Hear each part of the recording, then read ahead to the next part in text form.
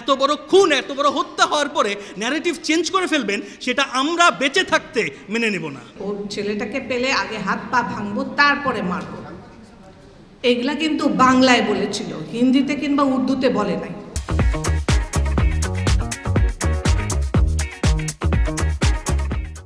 ঢালাওভাবে বলা হচ্ছে যে যারা কিনা মৃত্যুদণ্ডপ্রাপ্ত আসামি এবং যাবজ্জীবন প্রাপ্ত আসামি তাদেরকেও ছেড়ে দিতে হবে। এটা কি ধরনের কথা? আমরা যারা শহীদ পরিবার আছি, আমাদের সাক্ষী নিয়ে যারা কিনা বেঁচে আসা আর্মি অফিসার রয়েছে, তাদের সাক্ষী নিয়েই তো আসলে তাদেরকে ইমপ্রিজেন্ট করা হয়েছে। এখন তাদেরকে আপনি ছেড়ে দেবেন? এটা কি করে সম্ভব? তাদের যে বর্বরতা, সেটা কি আপনারা আগে ধারণ করেননি? আপনারাই তো ধারণ করেছিলেন। আমরা চাইবো যে জনগণ এবং মিডিয়া এই জিনিসটা নিজেরা বিচার করুক যে আসলে তারা কাদেরকে নিরপরাধ বলছে। কি করে হয় তারা নিরপরাধ? একটা মানুষ যদি কিনা তারা বন্দুক ধরে, তাহলেই সেটা মিউটিনি, তাহলেই সেটা বিদ্রোহ। এবং শুধু যদি বিদ্রোহ হতো, শুধু যদি এমনটা হতো যে তারা 7 বছর জেল খেটেছে, তা তো না। তারা খুন করেছে, তারা হত্যা করেছে। বারে বারে বলা হচ্ছে যে একটা ন্যারেটিভের কথা, যে শুধুমাত্র শেখ হাসিনা আর ইন্ডিয়াই বুঝি এটা করিয়েছে, তারা করাতে পারে, হতে পারে তারা করিয়েছে। সেটা কমিশনকে বের করতে দেন। হতেই পারে তারা করেছে, আমরা যথেষ্ট এভিডেন্স আছে আমাদের, কিন্তু এটা করেছে কারা তাদেরকে আপনারা বের করে দিবেন? এটা কি সম্ভব? যার কারণে আমি একে একে প্রথমে শহীদ পরিবার এবং পরবর্তীতে সেনা অফিসার যারা বেঁচে ফিরে এসছে তাদেরকে আমি ডাকবো। এবং কেউ বিচারের দাবি করবে না। আপনাদের সেই জাজমেন্ট যে আপনারা বিচারের দাবি করবেন কিনা, আপনারা বিচার চাইবেন কিনা, তারা শুধু বলবে যে সেদিন আসলে তাদের সাথে কি হয়েছিল। শুধুমাত্র শোনেন, ন্যারেটিভ চেঞ্জ করা এটা কোনো মুখের কথা না।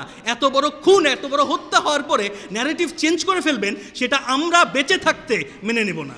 আমি যখন 26শে ফেব্রুয়ারি 2009-এর 26শে ফেব্রুয়ারি আমার বাসায় অগ্নিদগ্ধ বাসা থেকে যখন আমার 16 বছরের ছেলেকে নিয়ে আসি, তখন আমি বিডিআরের যে চিত্র দেখেছিলাম তা বর্ণনাতীত মনে হচ্ছিল, যেন সম্পূর্ণ উলটপালট। বিকজ আমাদের একটা বিডিআর সপ্তাহ চলছিল সেই 2009-এ, 3 বছর পরে, যেটা হয়নি বিগত।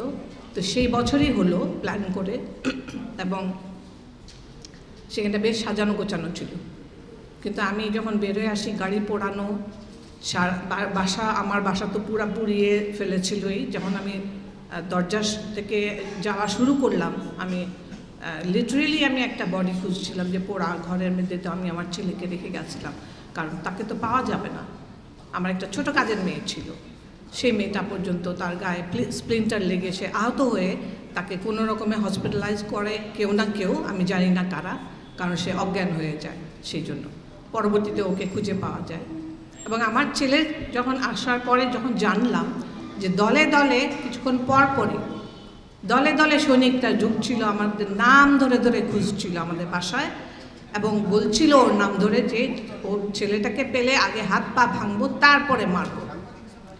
এগুলা কিন্তু বাংলায় বলেছিল, হিন্দিতে কিংবা উর্দুতে বলে নাই। ঠিক আছে না? সুতরাং এইগুলো যারা বলেছিল তারাও কি ক্রিমিনাল না? তাদের তো ক্রিমিনাল মাইন্ডই ছিল। আপনাদের কি মনে হয়? আর আমার হাজবেন্ডকে যেভাবে হত্যা করা হয়েছে সেটার পোস্টমর্টম রিপোর্টেই আছে, লেখা আছে, সুন্দরভাবে লেখা আছে। সেটা কখনো যদি বাসায় আসেন আপনাদেরকে দেখাবো আমি।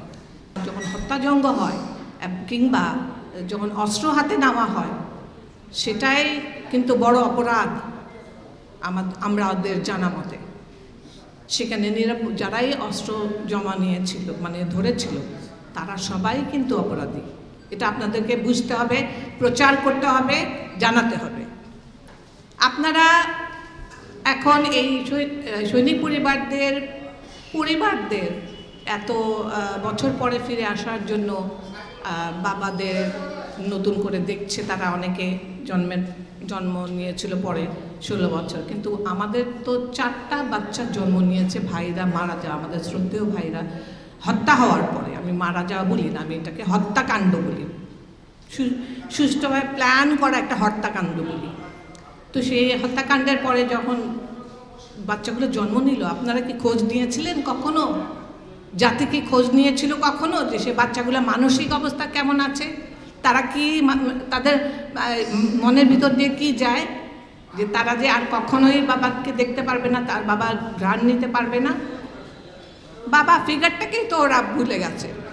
এমনকি যে আমার মেয়ে তখন 10 বছর বয়স ছিল, ওর জন্য বাবা ফিগারটা কি ও এখনো বুঝে না।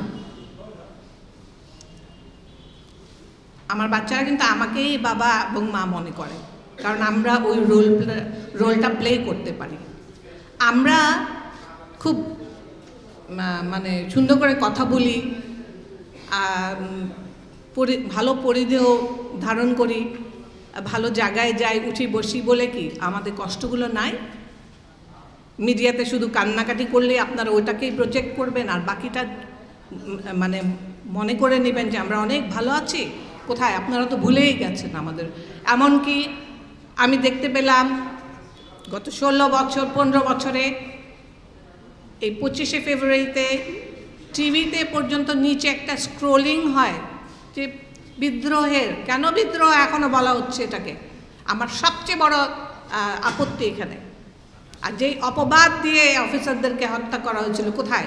সেটা তো ইনভেস্টিগেশনে, অনেক ইনভেস্টিগেশনে সেটা প্রমাণিত হয়েছে, তার সত্যতা প্রমাণিত হয়েছে যে এটা একেবারেই মিথ্যা।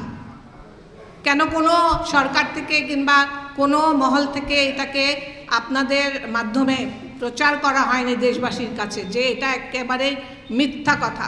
কারণ এই অপবাদটা নিয়ে এই আত্মাগুলো এখনও অতৃপ্ত। আপনারা মনে রাখবেন যে শহীদদের আত্মা কিন্তু থাকে এবং ওরা বিচারের জন্য, এটাই আমরা বিশ্বাস করি। তো তাদের আত্মা তো এখনও কষ্ট পাচ্ছে। এই যে মিথ্যা অপবাদ দিয়ে তাদেরকে হত্যা করা হলো, সে সময় মুন্নি সাহা, জয় মামুন এনারা যথেষ্ট ভালো রোল প্লে করেছিলেন, মনে আছে আমার। আমি তো 26 তারিখে রাত্রে 8টার সময় যখন জানি, পিলখানা থেকে যখন বের হয়ে আসি, তখনও আমি ভাবছিলাম যে তাদেরকে হস্টেজ করা হয়েছে। কোথায়? আমি তো যখন জানলাম যে ওদেরকে হত্যা করা হয়েছে, সবার আগে আমার হাজব্যান্ড, আমার এনায়েত ভাইয়ের লাশটা বের হয়ে আসছে।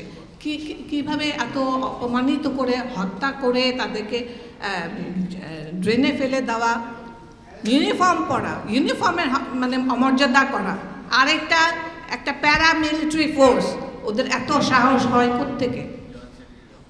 অফিসারদেরকে লাশ পোড়ানো, গণকবর দেওয়া, এত বড় জঘন্য কাজ করেছে কি 1-2 সৈনিক? মনে করেন 1-2 সৈনিক এগুলা করতে পারে?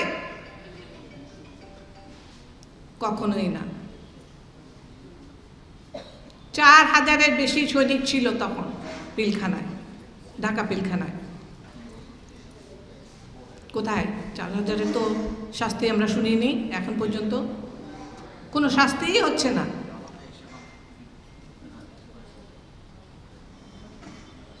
কেন এই প্রহসন এখন পর্যন্ত? আমরা এই সরকারের কাছে অবশ্যই বিনীত আবেদন করব যেন সুষ্ঠু বিচার হয়, ইনভেস্টিগেশন তাড়াতাড়ি হয় এবং কোনো ক্রমে কোনো অপরাধীকে যেন ছাড়া না পায়, তারা যেন তাদের শাস্তি ভোগ করে।